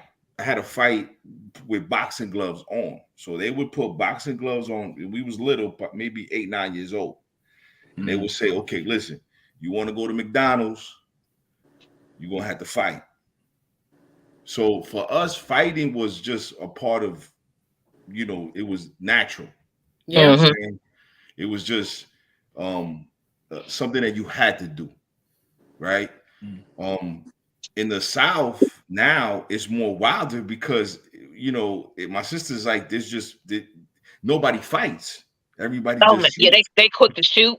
Yeah. That's what I'm saying. Like, give me your best. Like, give me your best. So she's like when she was nervous when I started my YouTube, because she's like, I know how you are. You're gonna get aggressive. And I'm like, nah, I go get aggressive because I'm like, I'm like, nah, it's all good. But she's like, listen, they shoot down here. They don't fight down here. They shoot down here. And it's just I love talking to you guys because it's so different of how people were raised that you say to yourself, wow, like it might have been somebody in the West Coast that goes through what Maggie went through. Or what James went through. I'm not sure what her name is because I didn't introduce myself. I apologize. Hi. No, that's fine. But to what you went through, and somebody maybe on the West Coast or down south or up north or went through what your struggles went through, and that just shows you that we are human beings. We are all human beings, whether we're white, black, Spanish, whatever. We're human beings, man. And I think we get lost in the art of disagreement has been lost because you can't disagree with anybody anymore. They bring up the whole family, the whole like they get so offended by a comment or a disagreement because you don't agree with me. So now I gotta attack your character. Yep. I mean, this is what we're teaching our kids. Because it takes a village. It takes all of us to show the next generation. Like, we're responsible. I was telling somebody, our generation, we are responsible for the generation coming up behind us. We have to teach them and show them. You know what I mean? It's beyond that parent. Yes, stuff starts in the household and foundation, but it takes a village. They're watching and they're seeing how we are acting as adults. How we're responding to certain people, certain situations. And we're not thinking about that. To be honest with you, Maggie, this is therapeutic for me. This is very therapeutic because. That's why we do it. I just had two friends that passed away. My condolences. My condolences, brother. And they were good people, but they just left a lot of holes. Yeah. Right. You can't never get that back. That's right. You can't never get that back. So that's why I made peace with my mom. That's why I'm always around my dad, but that's why I made peace with my mom, because how am I supposed to fill the holes and get mad? And if something happens to mom, you don't get no answers. See, sometimes the people that you want answers from, they right here, but we're so prideful sometimes we don't want to talk to those people. That pride. Yeah. Foolish pride. Right. One thing I could say about social media and these platforms, everybody wants to be content creators. We've become bullies. Everybody wants to be better than this person. Everybody want to prove something. That's what I'm saying. Is we are better together than we are apart. Don't y'all realize that? Our community don't stick together. You got Asians that do their thing. You got white people that do all, they stick together. Why can't? Why? Why do we have to be so against each other when we're doing the exact same thing the next person is doing? It's just maybe your opinion is a little different than this person. I don't like it. Yeah, I'm telling you, because and guess who that affects? Going right back to the kids. Because guess what you weren't doing? And please, everybody in the chat, everybody that's watching this replay, you better plan for your death. Yeah. You better plan for it. I'm sorry to tell you. I'm sorry to be the bearer of bad news. Okay? But I just went to 2 funerals in the past 2 weeks where the funeral parlor did not move until they got their payment in full. Mm-hmm. Oh yeah. Oh yeah. Oh yeah. It's a money game now. They're not waiting for no insurance checks. They're not waiting for no life insurance checks. They're not waiting for that. And stop doing the GoFundMe. You have enough time to plan. Yep. Stop buying bottles at the club. Stop buying Jordans. Invest in yourself. Absolutely. And it's fun, and not funny, but it's now that you mention that, we have a special show for that with some special guests coming on. You know, we're gonna talk about that. Yeah, about debt finance and all of that, because you have to invest in yourself, and you're a bill. You are a bill. Say it again. You're a bill. There you go. And I'm gonna say this, and then we're gonna start closing it out. I'm glad you brought up that, because I looked at, if anybody know, you can log on to your Social Security account and create your account, and it will tell you how much money you're going to be worth by it as long as you've been working.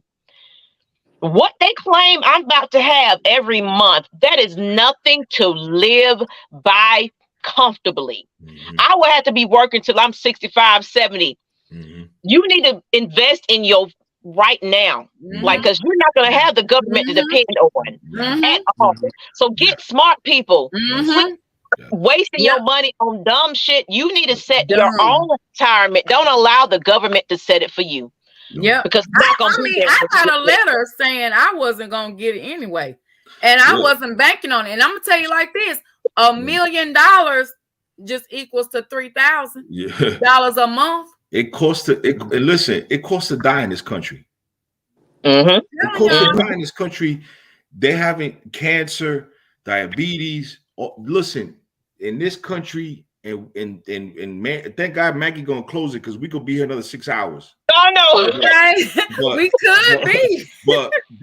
But in this country, they only treat you when you get sick. There's no preventative care in this country. And when you get sick in this country, it costs money for you to take care of yourself. Not right. I'm now not right. You're gonna keep this going, but I'm gonna go ahead and get them on the stream. Look at. So what's going on? Look here. As I sit here and I drink my beer and I'm wearing my favorite chain, I ain't never wore this. I ain't never wore no kind of chain. What is he doing? At work, but I wore this to work today. And I just felt it in my spirit that I had a good day today. Good for the motherland. But definitely invest in yourself. Definitely invest in your family. Make sure that you leave in a bag for your kids. Make sure you leave in that bag that's going to choke an elephant for your kids. Whether you have an absentee parent, you have an absentee parent in the household or not, and you a single mom, listen, put that to the side and make sure you handle the kids. Don't worry about what your baby father doing. Fellas, don't worry about what your baby mother doing. Don't worry about what your baby moms is doing. And again, Maggie, I'm gonna go back to this. There's about 20-30% of men in jail, prison, are in there because they did something to their baby mother. Check the stats. Because they were so prideful and so hurtful, like I said before, they took it out on a woman and might have murdered them or assaulted them or did something stupid, and now the kid loses both parents. Absolutely. Yeah, and I went through that with my oldest daughters, that like in jail, he was putting his hands on me, abusing and doing all of that, choking, doing all kind of stuff. And I mean, I went in there one time because sister girl had enough. And he pulled the gun out before. He pulled and lifted a gun out before. And I had to, say, nope, I got my child. I got a good support team if I need them. This is my child. I'm getting ready to finish college, do what I got to do, be successful. I know I'm going to have, a big family one day. Here I am. But, until then, I'm going to take care of me and my child. I'm not worrying about what he's doing. You know what I mean? I had to change my number a couple times because, you try, let him call and whatever, but he kept making it about me. You have a child. Stop worrying about me. But I had to protect her because the life and the company he kept, I just had to make a decision. Yeah. You know what I mean? And she understands that now. You know what I mean? It was hard. I can't expose her to those types of things and those types of people, and because what they see is what they pick up. And she remembers to this day stuff at 2. You be like, oh my God, that happened when you were 2. You know that, and he was the one. She ain't on me, and she knows why she treats him. She don't want to have nothing to do with him. My husband, who's been raising her, please intervene. I know you came on here to say some things, so go ahead, say your piece. Oh yeah, when she said you remember things at 2, I damn so remember things at 2. Yeah, I remember taking a sip of my first beer at 2. Oh, I remember I got on my first airplane at 2. But y'all better start paying attention to these damn children, boy. They see a lot of shit. Yeah, they see a lot of shit that they gonna remember for the rest of their life. Yeah. This is what I'm saying about a dog, right? People ain't loyal as a dog. Like can't even measure up to a dog.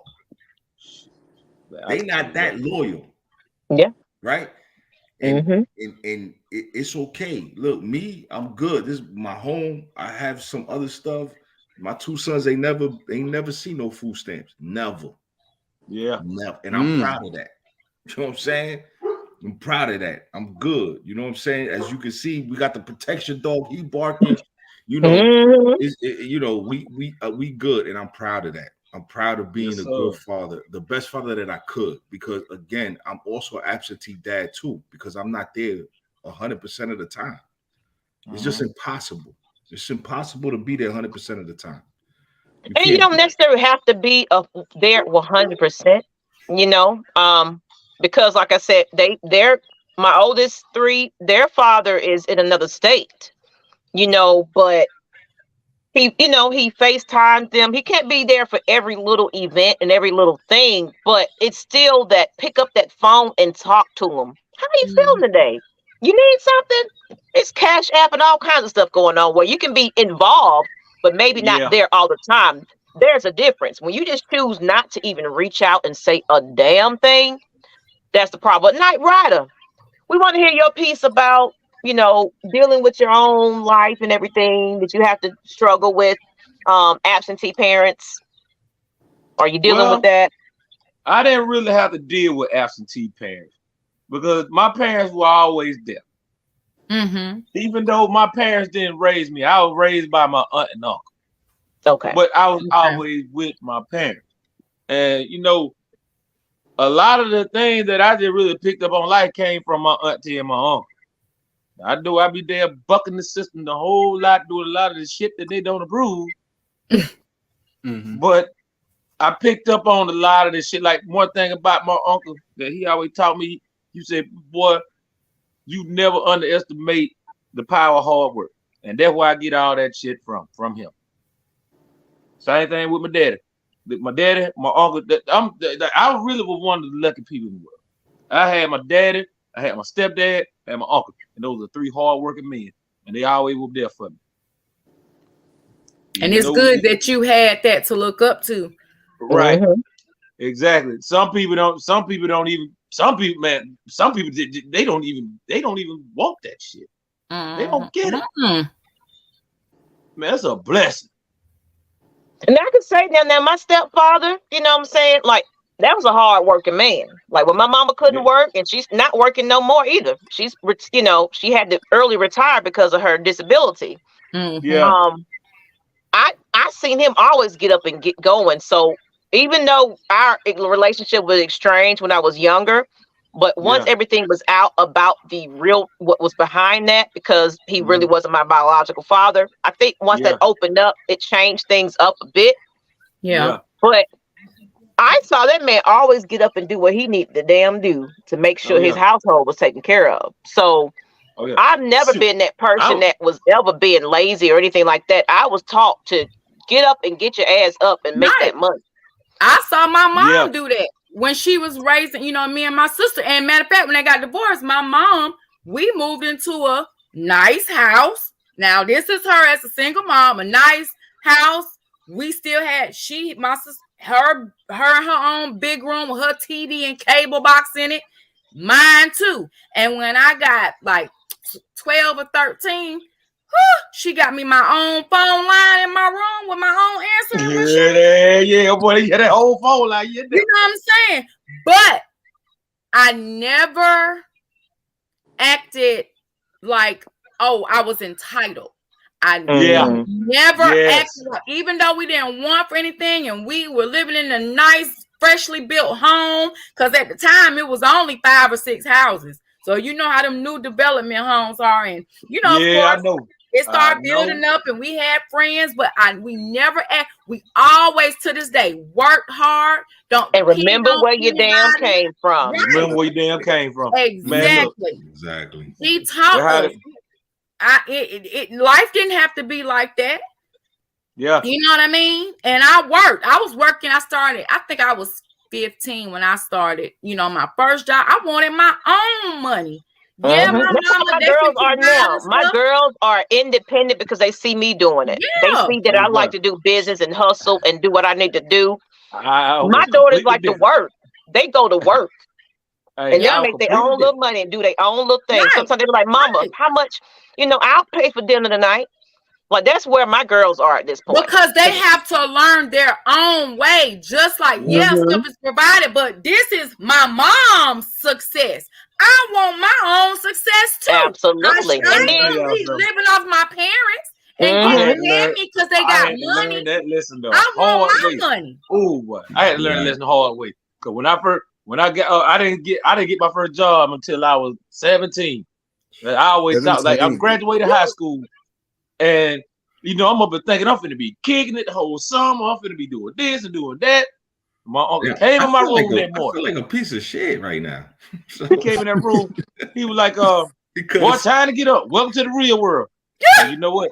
I've been at that same job ever since that day. God, I made so many bad choices. Oh wow, nice. You made some bad choices. Some bad choices. I've been at that same job every day. But another thing that helped me out too with my stepdad. My stepdad was in the military. He's a war veteran, by the way. That's awesome. Salute to him. Yeah, he was in Persian Gulf. I didn't really get started. I remember when him and my mom first started dating. But you know, while him and my mom were dating, he had got deployed over to Saudi Arabia. And then when he got back, I started seeing him more and more and all that. But you know, he always spent time with me. Me and him played basketball, all kind of shit. And right now, that's like my best friend. Yeah, he always been there. Yeah. God bless all of y'all, man. God bless your families. God bless everybody, man. God bless everybody. Miss K, I got a question for you. So you like to hit people with garbage can lids. I had to quote Harlem Nights because when they sit up there trying to fight girls. Oh damn. When they trying to fight girls and all that, I'm taking this top and I'm gonna knock you out because clearly your head ain't right. You need don't get I don't have no respect for no man that put hands on a woman. No respect. You ain't gonna sit up here and be trying to pick fights with no girls. Get up out my driveway. What's wrong with you? You don't pick no fight with I can say I've had the luxury of somebody not putting their hands on me. I don't know what it is about who I am, but I intimidate people. I've lost some good co-hosts because when you cross me in some type of way, you're gonna get a whole different side of me, and that's when I'm a bitch and everything else. I don't like to be that person, but I can be that person. I like what you did now. See, that's that Gemini. Oh, yeah, because I'm the same way. When you cross me, oh, I could be one mean son of a bitch. I'm talking about I could get real sick and sadistic, but I try my best to stay away from that lane. Yeah, I try to stay away from that. But if you cross me, I don't care who you are. You can be my own mama. You gonna get it. I'm like that too. I'm dealing with that now. A situation happened last year. Well, I see this person now because for the first, I haven't seen her in a little minute, but now at my daughter's softball, I act like just cordial to everybody, just you like everybody else. I don't even, you know what I mean? You cross me, you do something, and then you don't apologize on top of that, and you don't know what you've done or whatever, and then you try to talk back. No, because I've had conversations with you about when people cross me, the same rules apply to you. I'm not playing with you. If I say this is how I act when somebody does X, Y, and Z, you go and do that same thing. Oh, you're done. That's it. I can't trust you anymore. That's it. And then I haven't been knowing you that long. I've only known you a month or two, and you do that? Oh, yeah. No, it's over with. No. That's why it's very important to respect everybody and know their pet peeves. Exactly. So right. Exactly. Exactly. Yeah. Respect is big. Respect is big. You have to respect people. You have to show manners. Like I said before, you have to be polite to people. You don't know who you're dealing with. Sometimes you don't know who you're dealing with. You treat people how you want them to be treated. That's right. Exactly. Another thing too. And now you and then you say, "Oh, I need your help." Yeah. Oh, the audacity. I'm sorry. And exactly. Be careful how you treat people, because if you mistreat them and they're in position to help you, they're gonna remember that. They're gonna remember that disrespect. And that's why. And that's why a lot of absentee fathers, when they're not there and their kids become successful, it hurts them even more. Oh yeah, it do. Yes, it do. I commend people. Don't let their upbringing create who they are, and creating that cycle. You have to break that chain, people. You have to break that cycle. Because you was in a one-parent home, because you was living the way you was living, does not mean you raise your children to be exactly like that. Do not become the stereotype of who they say we are going to be. Raise your children right. Just because you've seen it, you do better than them. You want to be better than them. And that's what I treat my children. I was like, I don't want you to ever be like me. I don't want you to ever go through whatever I went through. You be better than me. Exactly. Exactly. When are you guys doing the show with the financial people? When are you guys doing that? That's the next one, isn't it? Hold on. No, that's actually hang on, I can tell you for sure. So we got a whole lineup already set. Okay. Yeah, we usually have at least between 6 and 8 shows lined up. Okay. But y'all ain't playing we are at okay, so that's in, let's see, 1, 2, 3, 4. So that's in 4 weeks. 4 weeks. Okay. But we got some good stuff coming up though. Okay, good. If you guys definitely take like show suggestions, definitely would throw a couple of suggestions your way, because I always listen, but I sometimes I have to jump off. But you guys have. May I suggest you hit their DMs? Yeah.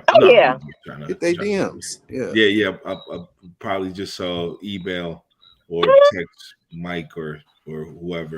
I know I have Mike's information. I don't have anybody else's information, but I gotta find you, Wolf. I mean, I know you, and I still, I just don't be on social media like them. I don't be on Twitter and none of that. I just post and advertise, and I be off. I'm not on Twitter. I'm not on Instagram. I'm just on YouTube most of the time. But I do, like, in the future, not now, because again, we'll be here for another 10 hours. But I definitely would want opinions from females about why some females fall in love with serial killers. With oh damn.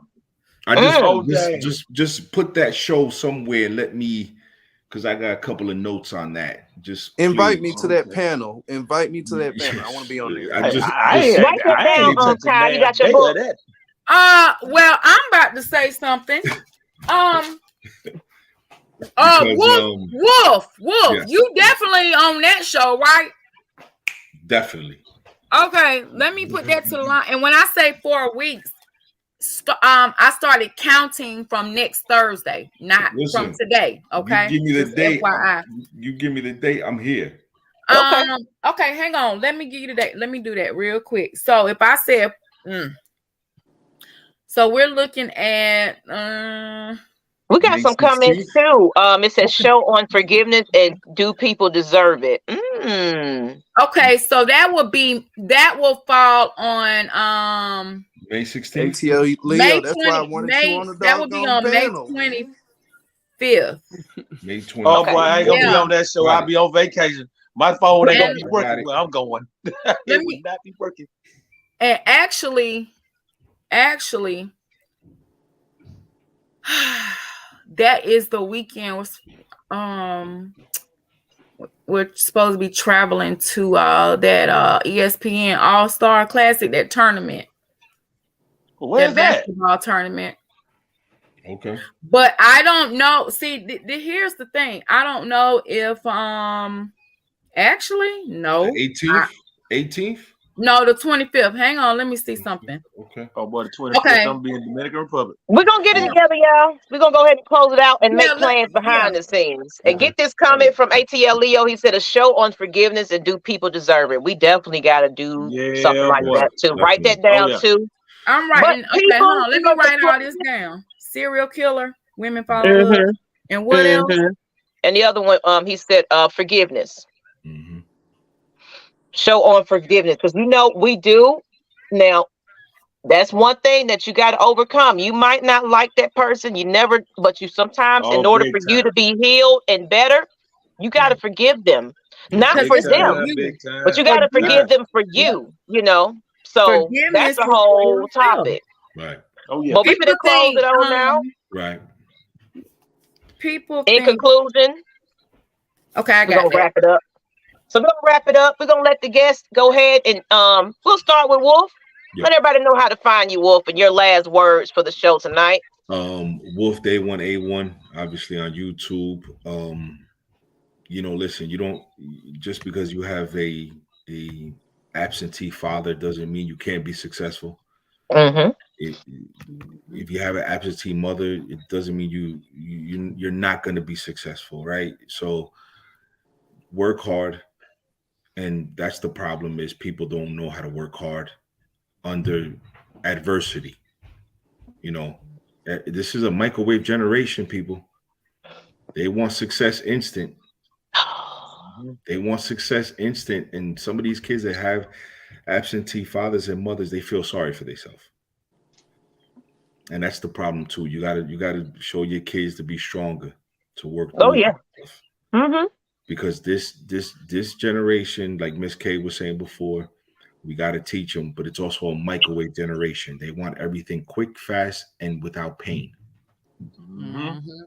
What we used to call great is now mediocre. Yep. What we used to call great is now mediocre. Yep. Okay? Yep. Think about it. Think about it.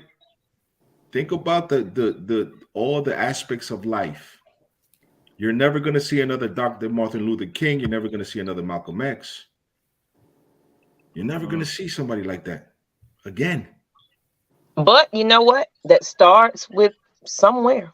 We can bring it back, though. We can bring it back. But it takes hard work. It does. I love you guys. Wolf love to everybody. God bless your families. Always show love and support to Miss Maggie, Miss K. James, is nice to meet you as well. Knight Rider, I hope you win your award.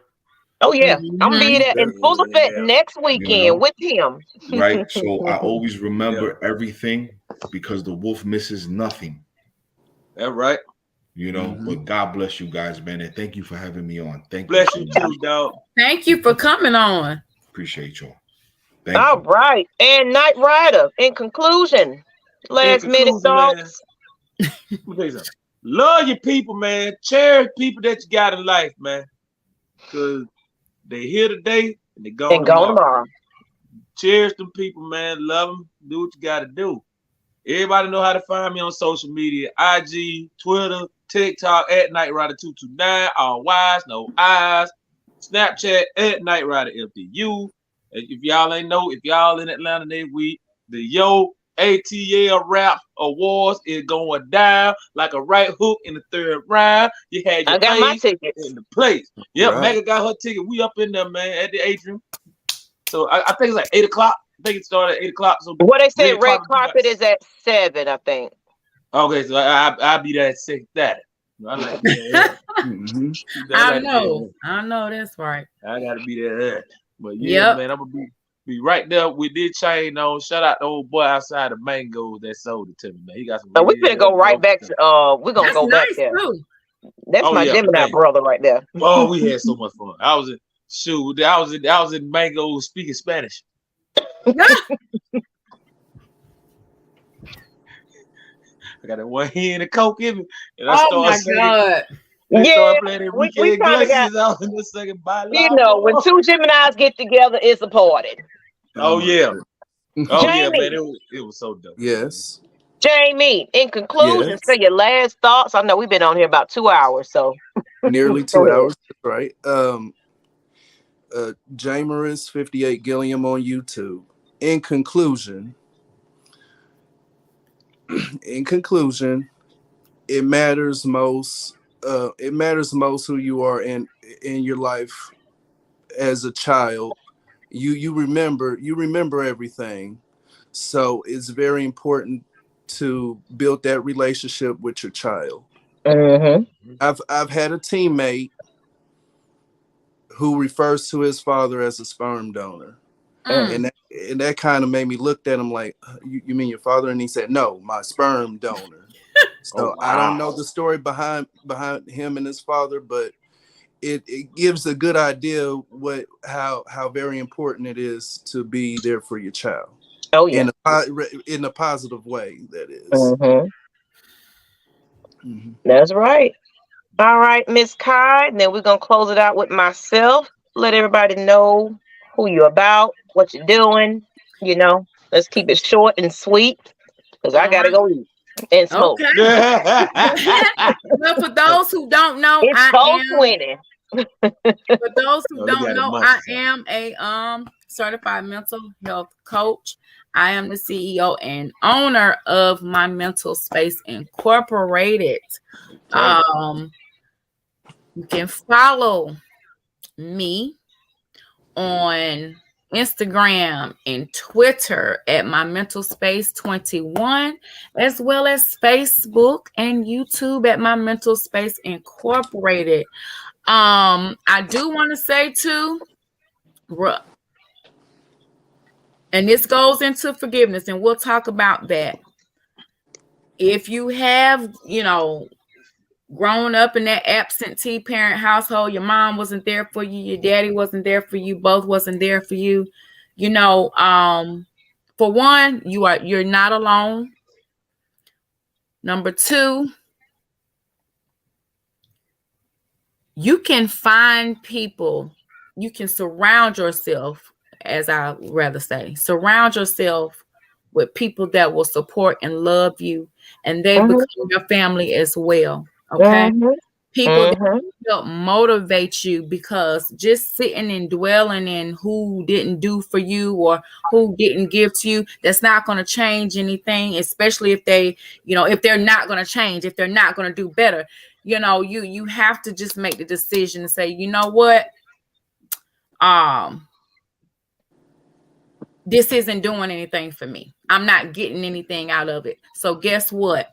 I'm going to try to be a better person for my children, a better mom, a better dad. I'm going to show them differently. You know what I mean? I'm going to break the cycle. Okay. So you have to start thinking like that. I know it's hard. I know it's easy to sit and complain about what somebody isn't doing, especially when they're supposed to be your mom and your dad. I mean, they made you, but at the same time, they human too, y'all. So you know, you just have to accept certain things and just move on. And forgiveness is always for you. It's not for that person. Forgiveness doesn't mean we have to be buddy and friends. No, it's just forgiveness to give you peace so that you can move forward and manifest those things that you want in life again, and to just be successful. All right, and live a happy life. But yeah, so I love you guys. It's always good, you know, to speak and chat with you all every Thursday, especially when we have interactions like this. I always love it. Stay tuned for some good things that, you know, Champagne Confessions, Maggie Productions, My Mental Space Incorporated, Beutifullyfit. I mean, we have so much in store, guys. So I love you all. Have a great night. Take everything in and just go out and be the best of you. Absolutely. And on that note, people, my last note before Night Rider say his, it don't matter what you've been through, how you grew up. Don't even let your mental be your crutch. Don't let things define who they want you to be. You have to prove that you are better than what they're trying to make you out to be. Basically, like, people are always down to down you. You realize when you're miserable, how people thrive on that. Mm-hmm. They want to see your downfall. You always want to prove everybody wrong, especially when they're against you. A lot of people don't like to see success. So be the best version of you at this point, because if you let them let you fall and you fall into that, that's all it's going to ever be for you. And you're going to wonder why you're always down and out, because you're allowing people to define who you are. Don't let that define who you are. Defeat those odds. Definitely. Put your mind to something. Be something. Right. And it's never too late to do it, too. You can be 40 fucking years old and just catching that shit. Yep. Add 2 chains. Living proof. Yep. I mean, you gotta have a test for a testimony. I'm just saying. Oh, yeah, absolutely. Don't let nobody come up and tell you they ain't been through nothing. Life is so great and so grand. No, it's not. On that note, Night Rider, you had something last to say. We're finna close it out. Yeah, I had to go ahead and deliver a message. These guys, they sent their special regards on another successful show. They say they supporting you. They representing for you. Y'all know I had to do double duty, man. The Rex Pit sends they regard. They say congratulations, ladies. Y'all keep it going. Thank you. Tell them thank you. Live and direct and in full effect. Peace. Peace, people. Peace out. Peace out. Love y'all.